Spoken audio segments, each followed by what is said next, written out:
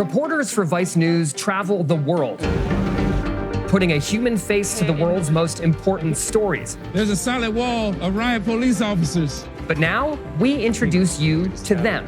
They're doing CPR on one of the casualties here. We don't know if he's going to make it. This is Field Notes, a show that sits down with our reporters to find out the stories behind their stories and how they got so close to the action. Feel pretty good about that? In this episode, we hear from the team that spent weeks crossing the country to track down the MAGA-aligned conspiracy theorists who are trying to run the nation's next elections.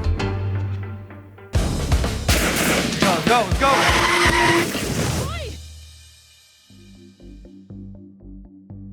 Look, we have had such massive question marks with our election in Georgia. And the more we go through this, the more we understand, there were gaping holes. And I believe that President Trump won Georgia based on what I see. You don't think Biden won Georgia? I don't believe Biden won Georgia. Liz, Izzy, thank you for joining me today. Take me through this piece about secretaries of state, the primary elections that are happening, who's running, and what was it like to report this? Liz, I'll start with you. We were working on this for months because I think it started to come to light that Trump, the former president, had endorsed a number of these candidates in key swing states. And I think that's, we make that very clear in the piece that Arizona, Michigan, and Georgia they mattered a lot in 2020. And Trump endorsed there, and we were kind of looking at who these people were. And there was an event that they did back in, I think it was like October or November. We saw this event. It was QAnon adjacent. There's a Q symbol in the background. There is some weird conspiracy stuff happening. And we thought, these people are on a stage together. Some of them have been endorsed by Trump. We should look into this. That kind of started looking into these Secretary of State candidates. Obviously, this has really, I think, become more important as more reporting has come out from the January 6th committee, and we are starting to understand how organized things were on January 6th to truly overturn the election results. Secretaries of state are going to play a huge role in the upcoming presidential elections. They have in the past. Brad Raffensperger, who we spoke to for this piece, played a big role in the 2020 election. He was the one who said to Trump, I'm not going to find these extra votes for you because they don't exist. And we have counted the votes here multiple times. And sir, you lost. Mm-hmm.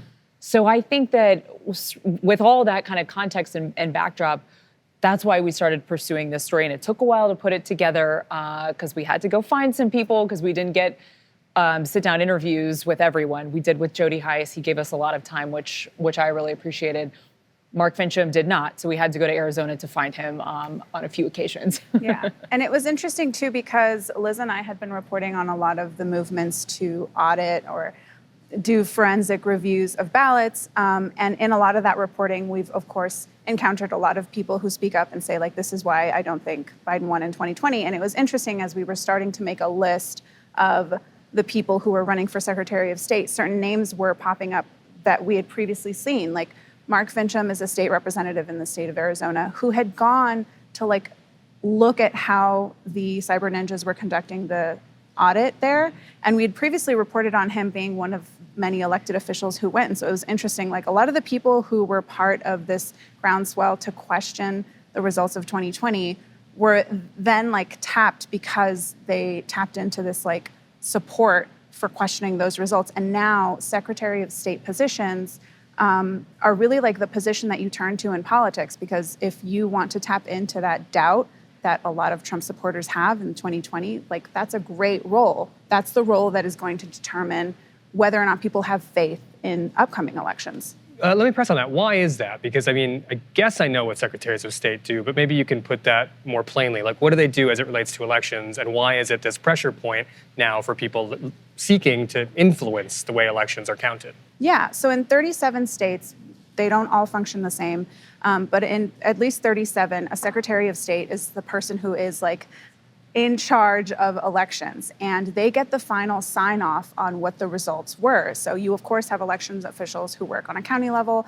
but a Secretary of State is the one who signs off and says, I certify these results. And so they have interestingly, a power that like now we are going to have to pay more attention to, where they could possibly deny certifying or decline to certify results. You're going to be the vote counter in Georgia. Is he asking you to find votes for him, do you think? Well, he certainly has not asked any of that type of thing. I mean, I Do you take think that to say, implies something like asking the people that are running for Secretary of State, or in some cases, Attorney General of the state, to find the votes for him?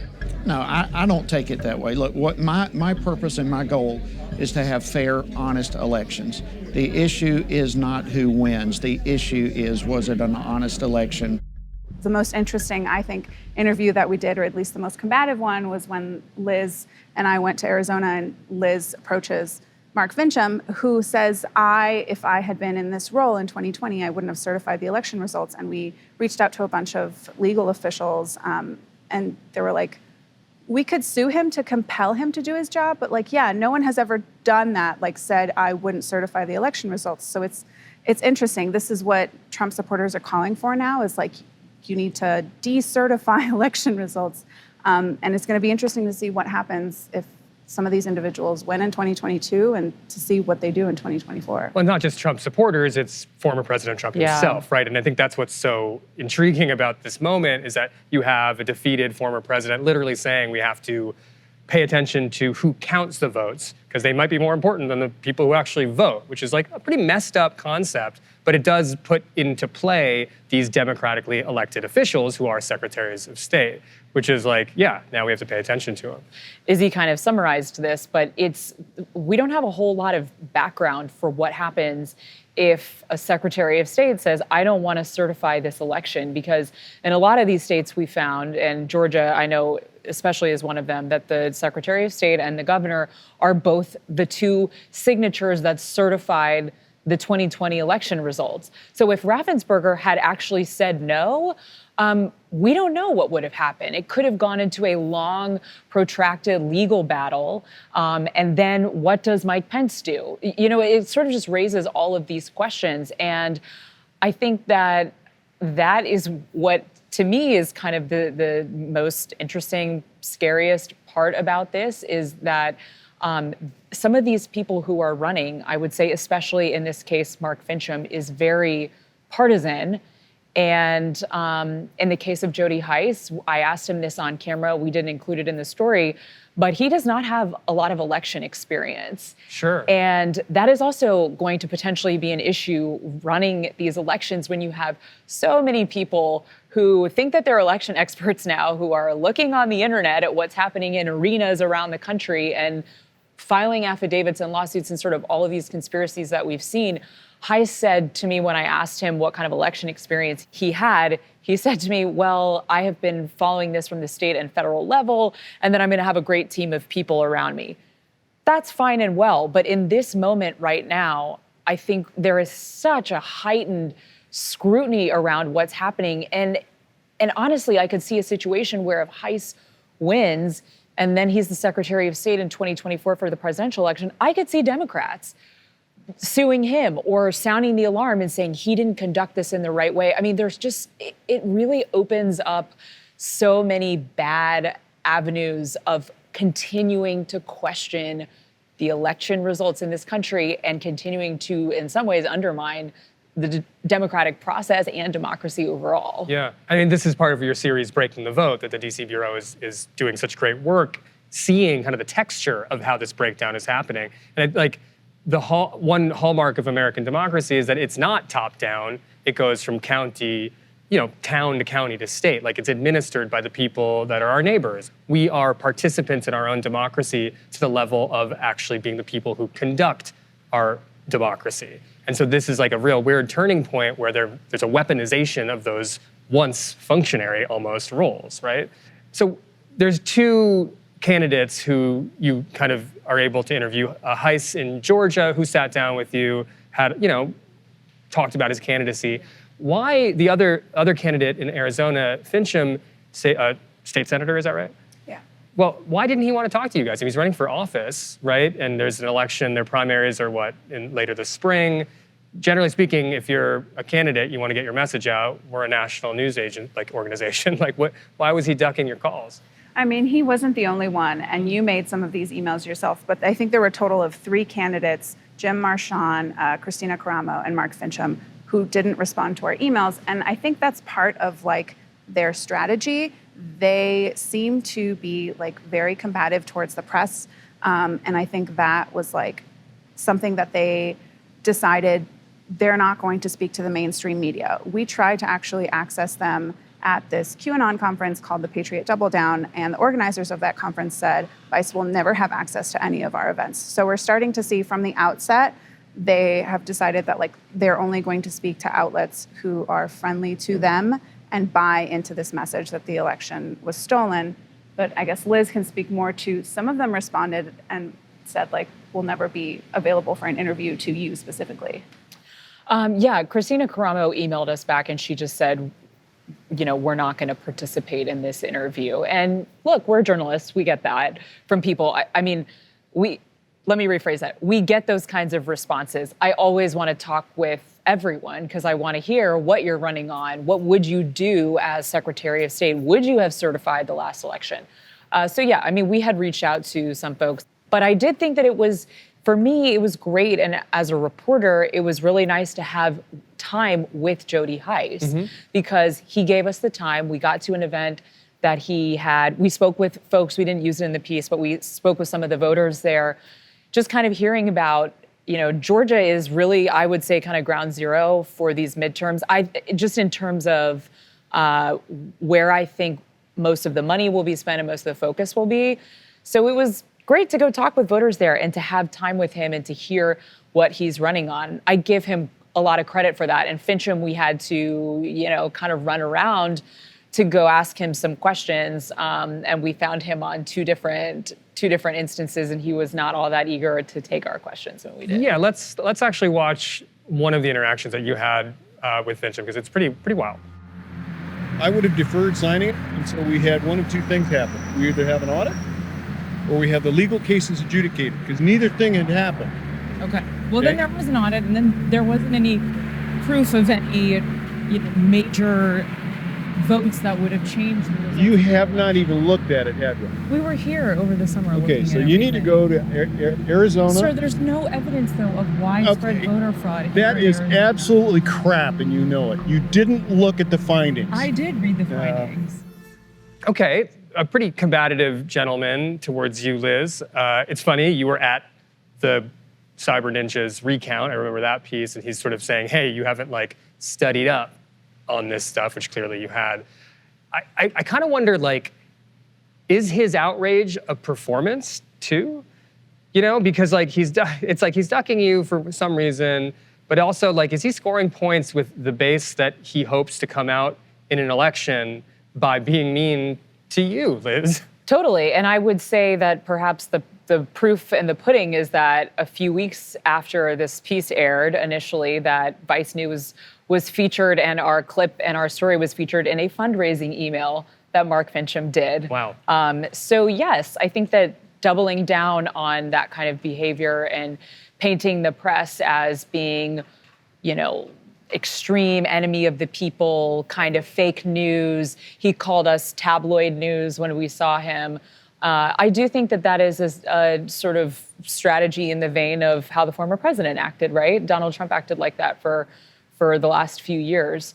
And I think that a lot of the base responds well to that. So I do think that that perhaps will rally folks around him in this Arizona primary that's coming up. Yeah, and our preference too, like just to be clear, they may accuse us of having like a liberal slander, but like our preference was to do like very well-produced, thoughtful, nuanced, long interviews with each of these candidates. We would have happily traveled to them time and day of your preference, and they didn't want to give us that opportunity. So then they get angry with us because we like had to stake out events where we knew they would be on public property and we'd be able to approach them.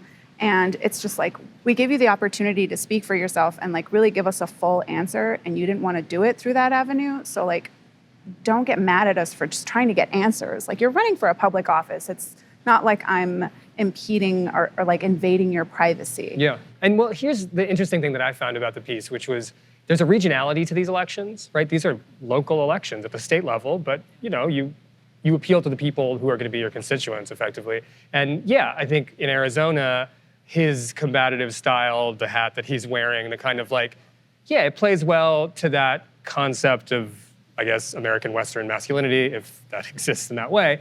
But with Heiss in Georgia, he was like a respectable guy who took the time to talk to you guys, he's a sitting U.S. congressman too. I feel Yeah. like. He's a sitting U.S. congressman, right? True, but he's also saying a lot of the same things that are effectively unfounded in the truth. So the rapping that he is offering this message is much more respectable, but maybe not that much less destructive to the concept of American democracy.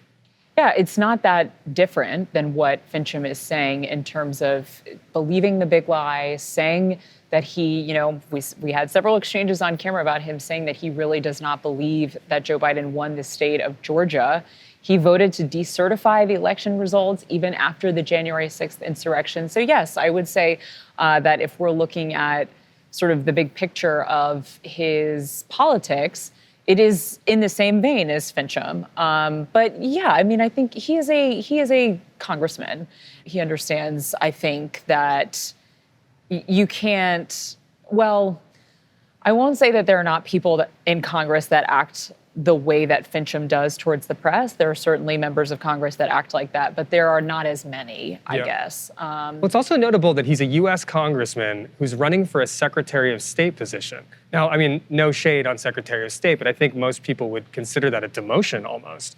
I mean, maybe I'm wrong. Yeah, I asked Heiss in our interview if Trump had asked him to run for Secretary of State, because that is also a question. Why are you going from a federally elected office to a statewide office?